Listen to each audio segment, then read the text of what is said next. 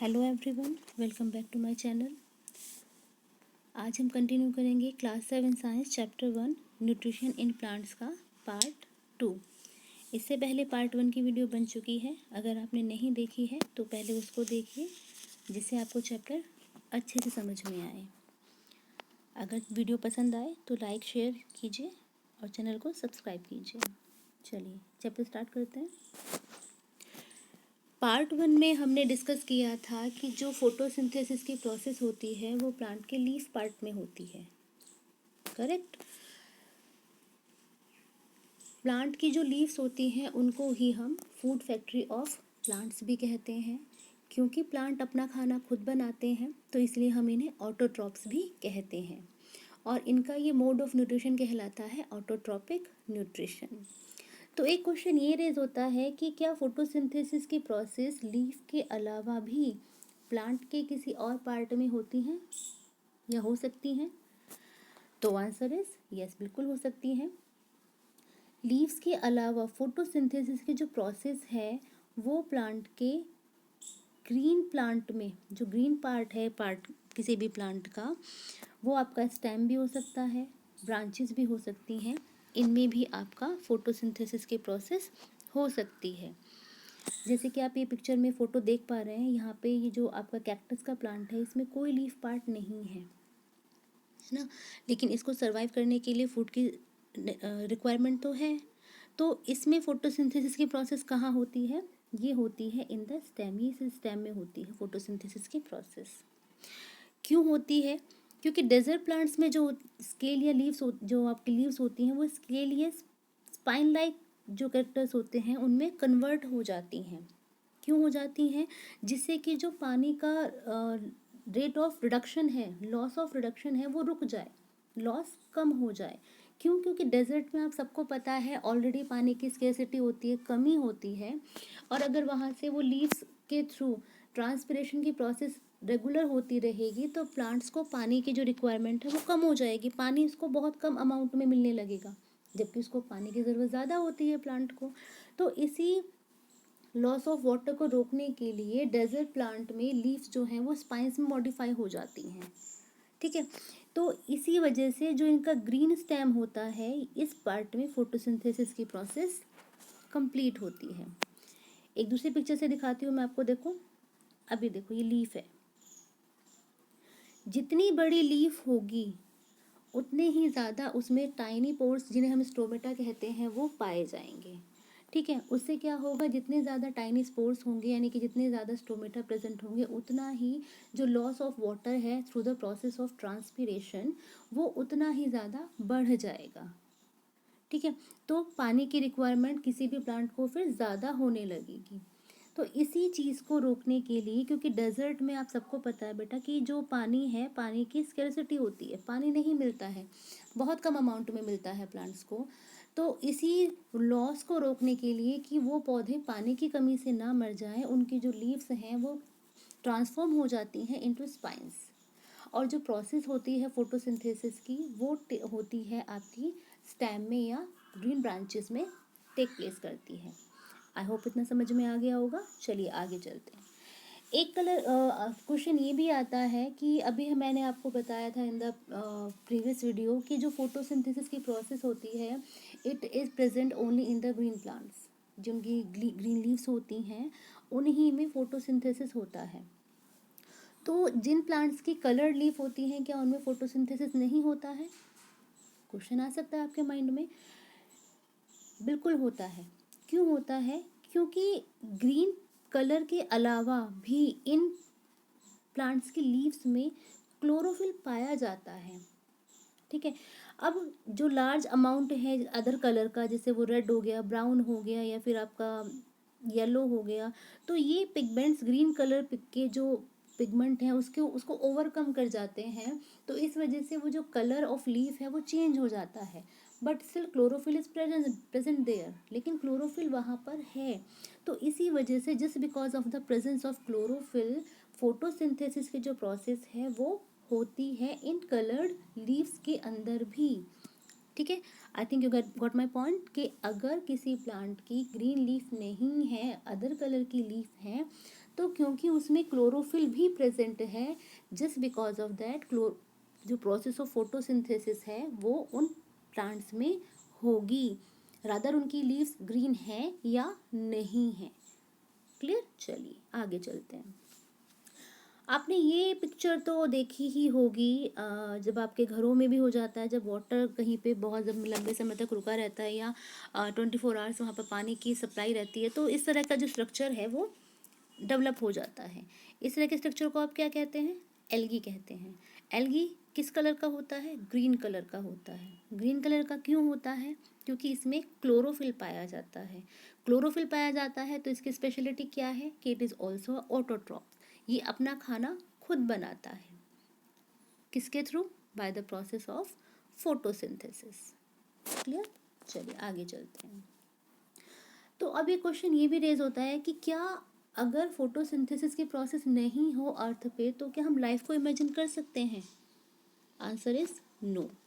क्योंकि सर्वाइवल करने के लिए लिविंग ऑर्गेनिज्म जो हैं वो डायरेक्टली और इनडायरेक्टली अपने खाने के लिए प्लांट्स पे डिपेंड है, जो प्लांट्स फूड बनाते हैं। ठीक है। दूसरा जो ऑक्सीजन है, ऑक्सीजन भी हमें किससे मिलती है? ऑक्सीजन भी हमें फोटोसिंथेसिस के थ्रू ही मिलती है। जब प्लांट्स फोटोसिंथेसिस करते हैं तो ऑक्सीजन गैस को रिलीज करते हैं, कार्बन डाइऑक्साइड गैस इनटेक करते हैं एंड ऑक्सीजन गैस रिलीज करते हैं। तो हम ये कह सकते हैं कि in the absence of photosynthesis life earth पे हम सोच भी नहीं सकते, इम्पॉसिबल टास्क है कि अगर प्लांट नहीं हो या फोटोसिंथेसिस की प्रोसेस नहीं हो तो जो आपकी लाइफ पे अर्थ पे लाइफ को हम इमेजिन नहीं कर सकते, पॉसिबल ही नहीं है। ना तो ऑक्सीजन मिलेगी, ना फूड मिलेगा, तो हाउ कैन वी सर्वाइव? चलिए आगे चलते हैं। आपको बताया गया था कि जो प्लांट्स हैं, प्लांट्स का सोर्सेज क्या है? आपके राइस, वीज, पल्सेस, ये सब मिलते हैं, फूड मिलता है हमें इनसे। और प्लांट अपना खाना कैसे स्टोर करता है? कार्बोहाइड्रेट के फॉर्म में करता है। अब कार्बोहाइड्रेट तो मिल गया, हमें पता है कि जो प्लांट फूड है that is in the form of carbohydrate. लेकिन जो अदर फूड मटेरियल्स हैं, अदर न्यूट्रिएंट्स हैं, जैसे आपका फैट हो गया, प्रोटीन, वाइटामिन, मिनरल्स, ये हमें कैसे मिलते हैं? चलिए देख लेते हैं। इससे पहली वीडियो में मैंने आपको बताया कि through the process of photosynthesis plant prepare their food in the form of carbohydrate. Carbohydrate में क्या होता है? कार्बन होता है, हाइड्रोजन होता है, ऑक्सीजन होता है, इनसे मिलकर कार्बोहाइड्रेट बनता है और इनसे ही फिर प्रोटीन और फैट का निर्माण होता है। लेकिन प्रोटीन में नाइट्रोजन भी होती है, तो क्या हमें प्लांट्स से नाइट्रोजन भी मिलती है? या प्लांट कैसे नाइट्रोजन लेते हैं? प्लांट दो तरीके से नाइट्रोजन को गेन करते हैं। पहला है फर्टिलाइजर्स और मेन्यूर, जिसे हम खाद भी कहते हैं, उसके फॉर्म में। दूसरा जो एटमॉस्फेरिक नाइट्रोजन है, उसमें एयर में जो नाइट्रोजन प्रेजेंट है उसको एक बैक्टीरिया की हेल्प के थ्रू नाइट्रेट में कन्वर्ट करते हैं और हम उस प्लांट को, जो हम प्रोडक्ट को हम ईट करते हैं, तो we get nitrogen from them. कैसे करते हैं अभी बताएंगे आगे। चलिए देख लेते हैं इसको। देखिए मैंने आपको बताया अभी कि प्लांट में एक बैक्टीरिया होता है। ये बैक्टीरिया कहाँ पाया जाता है? ये जो बैक्टीरिया है ये लेग्यूम्स प्लांट, यानी कि जो दाल वाले फैमिली है ना, उन प्लांट्स की रूट्स में पाया जाता है और इस बैक्टीरिया को हम कहते हैं राइजोबियम। ठीक है। ये राइजोबियम बैक्टीरिया क्या करता है? ये राइजोबियम बैक्टीरिया एटमॉस्फेयर में जो नाइट्रोजन गैस प्रेजेंट है उस नाइट्रोजन गैस को नाइट्रेट में कन्वर्ट कर देता है और उस नाइट्रोजन को इस फॉर्म में ले आता है कि वो nitrogen plants can take, plants उसको इनटेक कर सके। ठीक है। राइजोबियम बैक्टीरिया लेग्यूमिनस प्लांट, यानी कि जो दाल वाले पौधे हैं, उनकी जड़ों में पाया जाता है। एटमॉस्फेरिक नाइट्रोजन को नाइट्रेट में कन्वर्ट कर देता है और ये नाइट्रेट का फॉर्म सॉइल में मिक्स हो जाता है और यहाँ से जो प्लांट्स हैं उस नाइट्रेट को गेन कर लेते हैं और जब हम इस प्लांट प्रोडक्ट को ईट करते हैं तो हमें नाइट्रोजन मिल जाती है। अब हम बात कर लेते हैं कि जो न्यूट्रिशन है, अभी मैंने आपको बताया था ऑटोट्रॉपिक न्यूट्रिशन, हेटरोट्रॉपिक न्यूट्रिशन, है ना। तो हेटरोट्रॉपिक न्यूट्रिशन भी आगे जाके फर्दर डिवाइड हो जाता है। कौन कौन से हैं न्यूट्रिशन इन प्लांट?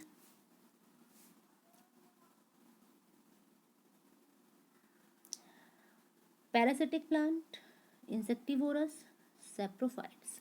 ये वो प्लांट हैं जिनमें क्लोरोफिल नहीं होता है और जो अपना खाना खुद नहीं बना पाते हैं। ठीक है, इनको हम कहते हैं हेटरोट्रॉप्स और ये मोड ऑफ न्यूट्रिशन कहलाता है आपका हेटरोट्रॉपिक न्यूट्रिशन। चलिए आगे चलते हैं। सबसे पहले हम डिस्कस कर लेते हैं about the parasitic plants. Parasitic का मतलब क्या है कि वो प्लांट जो अपने फूड के लिए किसी दूसरे प्लांट के ऊपर निर्भर रहें। ठीक है, इनको बना बनाया खाना चाहिए होता है, ये अपना खाना नहीं बना पाते हैं। क्यों नहीं बना पाते हैं? क्योंकि इनमें क्लोरोफिल एब्सेंस होता है, प्रेजेंट ही नहीं होता है। अब देखो, जैसे आप पिक्चर में देख भी पा रहे हो, यहाँ पे ये जो ग्रीन प्लांट है, इसके ऊपर ये येलो येलो करके इस तरह से बेल चढ़ी हुई है ना। प्लांट, अदर प्लांट जो है इसको कवर किया हुआ है इस प्लांट को। तो ये जो मेन प्लांट है जिसके ऊपर ये बेल है, इसको हम कहते हैं होस्ट। ठीक है, और ये जो ग्रीन कलर का, जो ये येलो कलर की जो बेल चढ़ी हुई है इसके ऊपर, इसको हम कहते हैं पैरासाइट। ठीक है, आई होप पैरासाइट और होस्ट आपको समझ में आ गया होगा। तो अब ये जो येलो कलर की जो बेल है, इसमें क्या है, क्लोरोफिल प्रेजेंट नहीं है।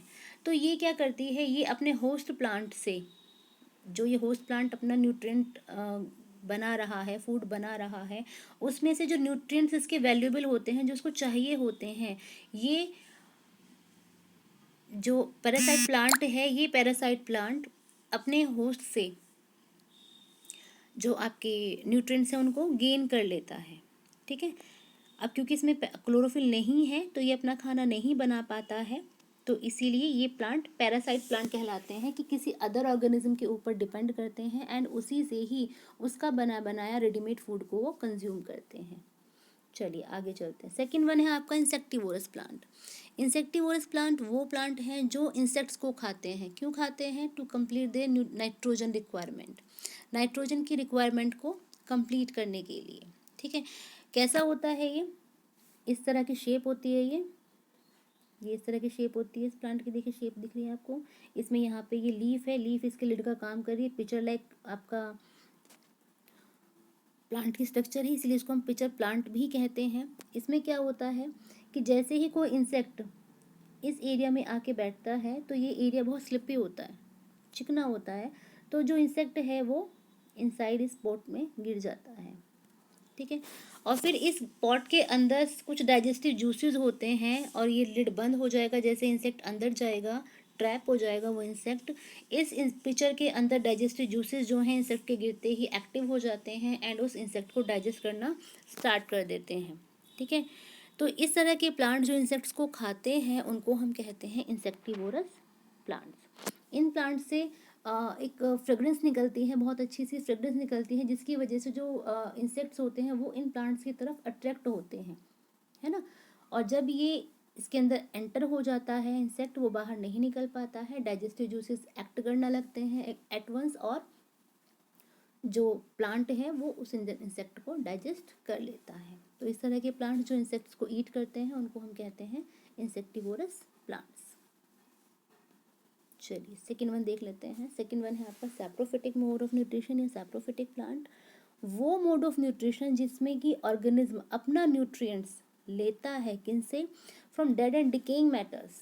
जैसे कि आपकी जो पेड़ों से टूट कर पत्तियाँ गिर जाती हैं, टूटी हुई टहनियाँ होती हैं, ट्विंग्स होती हैं, फूड आर्टिकल्स जो पड़ा रहता है इधर उधर ख़राब हो जाता है। तो इस तरह के जो ऑर्गेनिज्म हैं जो इन चीज़ों से अपना न्यूट्रिशन गेन करते हैं उनको हम कहते हैं, उस मोड ऑफ न्यूट्रिशन को हम कहते हैं सैप्रोट्रॉफिक न्यूट्रिशन, सैप्रोट्रॉफिक न्यूट्रिशन कहते हैं। और जो ये प्लांट इस तरह का जो न्यूट्रिशन शो करते हैं उनको हम कहते हैं सैप्रोट्रॉप्स। ठीक, एग्जाम्पल है इसका मशरूम, जैसे कि आप पिक्चर में देख भी पा रहे हैं। फंजाई है, ये नॉन ग्रीन प्लांट है, अपना खाना खुद नहीं बना पाता है। अब बात की थी हमने कि जो प्लांट है वो प्लांट वाटर और मिनरल्स रूट से एब्जॉर्ब करता है ना। तो रूट से किस तरह से एब्जॉर्ब होता है, कैसे वो प्लांट जाता है, न्यूट्रिएंट्स कैसे सॉइल से प्लांट को मिलते हैं। तो जो न्यूट्रिएंट्स हैं वो न्यूट्रिएंट्स सॉइल में मिले हुए होते हैं, कैसे? By the fertilizers and manures. Fertilizers में क्या होता है? फर्टिलाइजर्स में आपका सोडियम, पोटेशियम, मैग्नीशियम, इस तरह के फर्टिलाइजर्स होते हैं। कुछ फर्टिलाइजर्स से मिलते हैं न्यूट्रिएंट्स, कुछ फिक्स कर दिए जाते हैं बैक्टीरिया के थ्रू इन द सॉइल। जैसे कि मैं आपको पहले भी बता चुकी हूँ कि जो नाइट्रोजन है, नाइट्रोजन को जो राइजोबियम बैक्टीरिया है, वो राइजोबियम बैक्टीरिया नाइट्रेट में कन्वर्ट करता है, सिंपल फॉर्म में लेके आता है and plants can utilize of this. अब नाइट्रोजन जो प्रेजेंट है एयर में, वो कैसे प्लांट यूज करते हैं?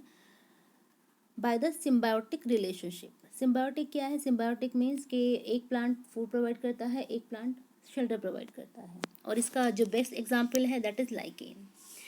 इसमें क्या होता है, जो लेग्यूम प्लांट्स होते हैं, लेग्यूम प्लांट्स में प्लांट बैक्टीरिया को शेल्टर प्रदान करता है, प्लांट के रूट में बैक्टीरिया रहता है, और प्लांट का जो बैक्टीरिया है, बैक्टीरिया प्लांट को नाइट्रोजन सप्लाई करता है। तो that is a example of symbiotic relationship. ये सिम्बायोटिक रिलेशनशिप का एक एग्जाम्पल है कि जो प्लांट है, प्लांट बैक्टीरिया को रहने के लिए जगह दे रहा है, और जो बैक्टीरिया है, बैक्टीरिया प्लांट के लिए यूटिलाइज्ड जो ज़रूरी है वो नाइट्रोजन अवेलेबल करा रहा है in the form of nitrate. तो इस तरह की रिलेशनशिप कहलाती है सिम्बायोटिक रिलेशनशिप। ठीक है, एग्जाम्पल मैं बता चुकी हूँ। लाइकेन, लाइकेन क्या है? एल्गी और फंगस के बीच में जो एक रिलेशनशिप है, उसमें क्या होता है, जो एल्गी है, क्योंकि मैंने अभी आपको बताया था प्रीवियस स्लाइड में कि जो एल्गी है ग्रीन इन कलर होता है, क्लोरोफिल प्रेजेंट होता है, इसकी वजह से ही अपना खाना खुद बना सकता है, जबकि जो फंगस है, नॉन ग्रीन प्लांट्स होते हैं, अपना खाना खुद नहीं बना पाते हैं। तो ये एल्गी के साथ सिम्बायोटिक रिलेशनशिप में रहते हैं। एल्गी फूड प्रोवाइड करता है, जबकि जो फंगस है इनको शेल्टर, वाटर और मिनरल्स प्रोवाइड कराता है। तो ये सिम्बायोटिक रिलेशनशिप में आते हैं।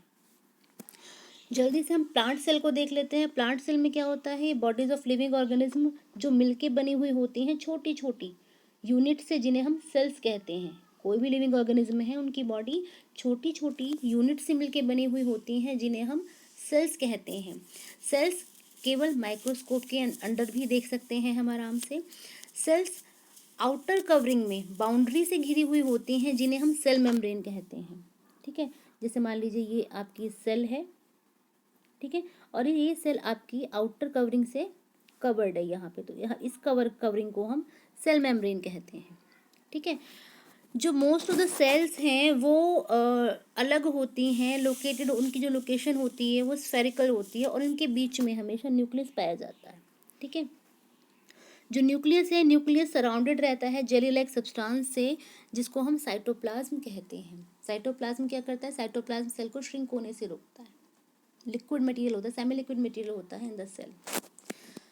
सो that's all for the now, this video has been completed. अगर आपको चैप्टर अच्छा लगा है, एक्सप्लेनेशन अच्छा लगा है, तो प्लीज़ वीडियो को लाइक शेयर कीजिए, चैनल को सब्सक्राइब कीजिए। Thank you, have a nice day.